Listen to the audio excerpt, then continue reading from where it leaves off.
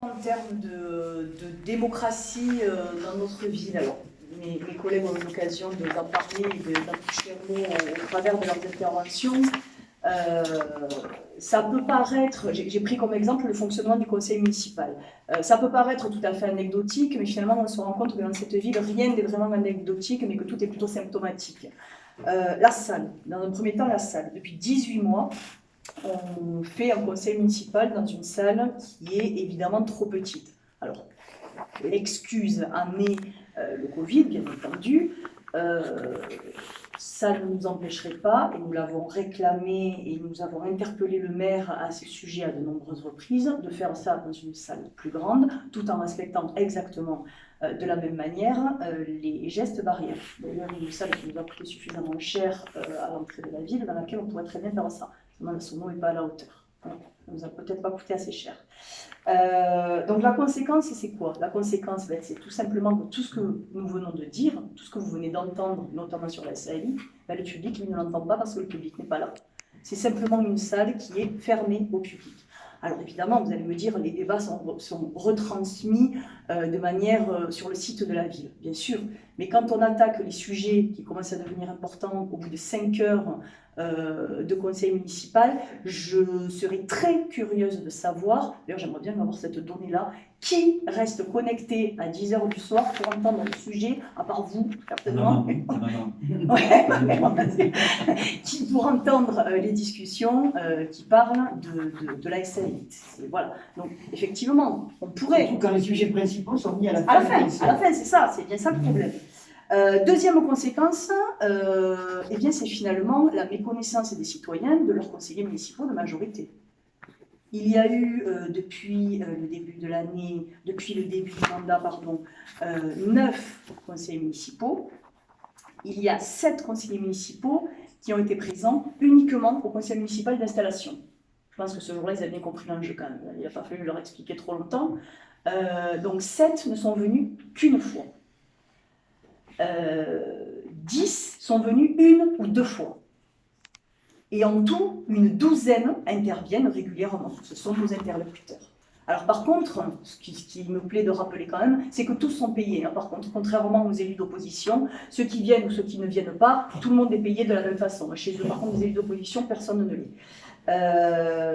La conséquence, alors je ne dis pas qu'ils ne travaillent pas, ce n'est pas du tout mon propos, c'est juste de dire que finalement, le citoyen lambda ne les connaît pas. Non plus. Moi non plus, j'allais dire d'ailleurs, moi non plus. Voilà.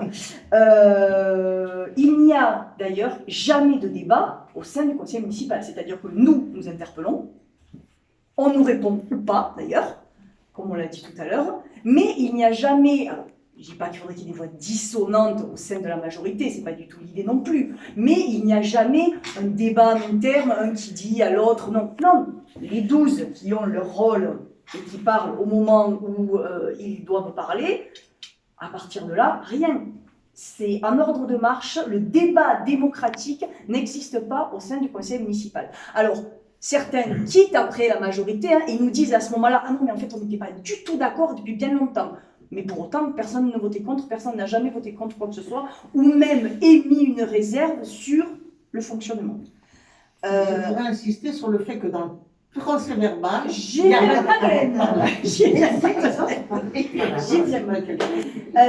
autre élément, alors tout ça c'est le fonctionnement du conseil municipal, ce sont des petits riens, mais qui font un gros tout à la fin.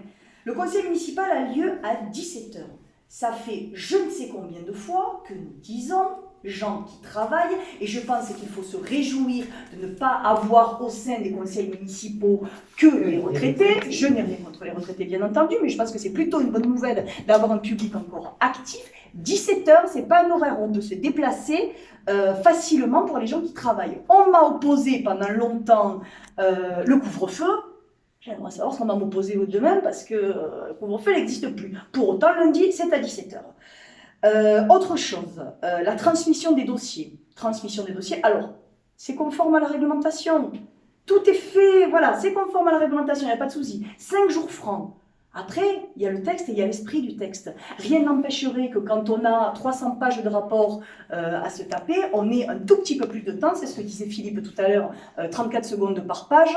Moi, j'ai pas le temps, hein, je bosse toute la journée, j'ai une vie de famille. Si je veux m'impliquer suffisamment, je n'y arrive pas. D'ailleurs, vous pouvez leur demander, je n'y arrive pas. Mais c'est pas le fruit du hasard. 5 jours francs. Alors, c'est quoi le but? C'est qu'on n'ait pas le temps d'étudier les dossiers? Ben moi, en fait, c'est peut-être ça le but, finalement.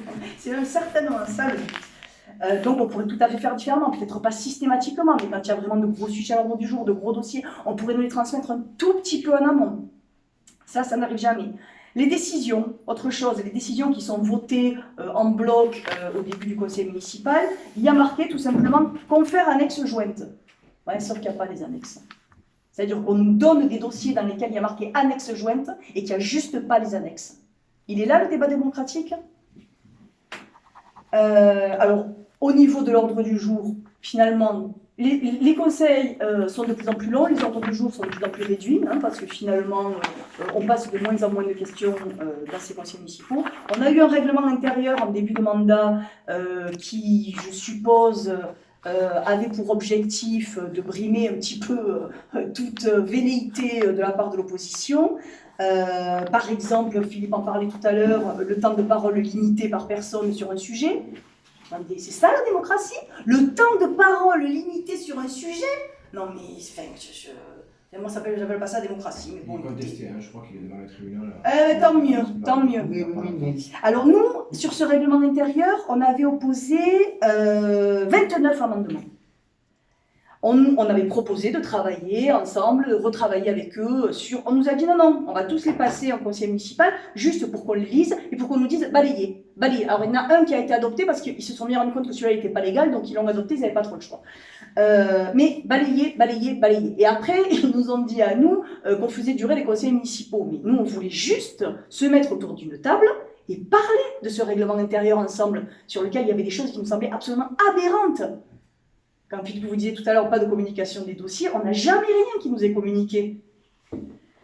Alors, Madeleine en a parlé également, les comptes rendus des conseils municipaux.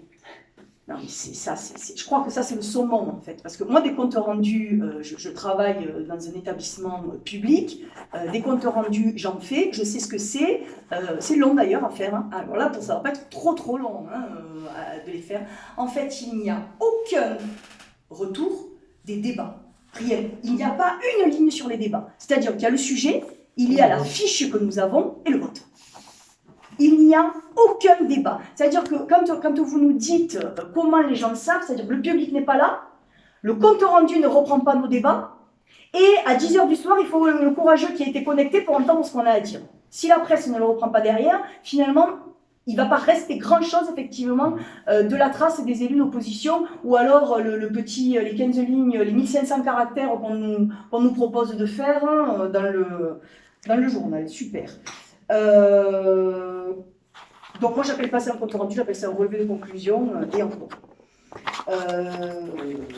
Voilà, j'aurais pu vous parler du fonctionnement des commissions municipales. J'ai préféré parler aujourd'hui du fonctionnement des conseils municipaux. On aurait aussi pu parler du fonctionnement des commissions municipales, services publics locaux, finances, auxquels on siège et qui ont lieu également en journée, hein, donc bien pour que les personnes qui travaillent ne puissent pas s'y rendre, hein, parce qu'il ne faudrait pas qu'on ait une voix qui s'élève derrière.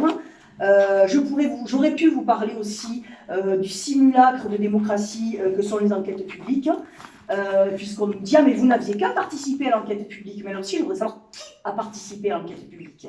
Parce que nous, on n'a peut-être pas participé, mais personne n'a participé à l'enquête publique. Pourquoi? Parce que pour participer à l'enquête publique, il faut avoir connaissance de l'enquête publique, il faut savoir ce que c'est qu'une enquête publique. Il faut communiquer sur l'enquête publique et pas simplement se dire on a rempli notre obligation. On a balancé une enquête publique, basta. On ne pourra pas nous dire qu'on n'a pas consulté. Mais c'est pas vrai, c'est pas ça la démocratie. La deuxième enquête publique sur le sujet dont tu parles, quand nous-mêmes, nous avons tous participé, il y a plein de gens qui ont participé, et l'enquêteur public a dit que ça ne servait à rien.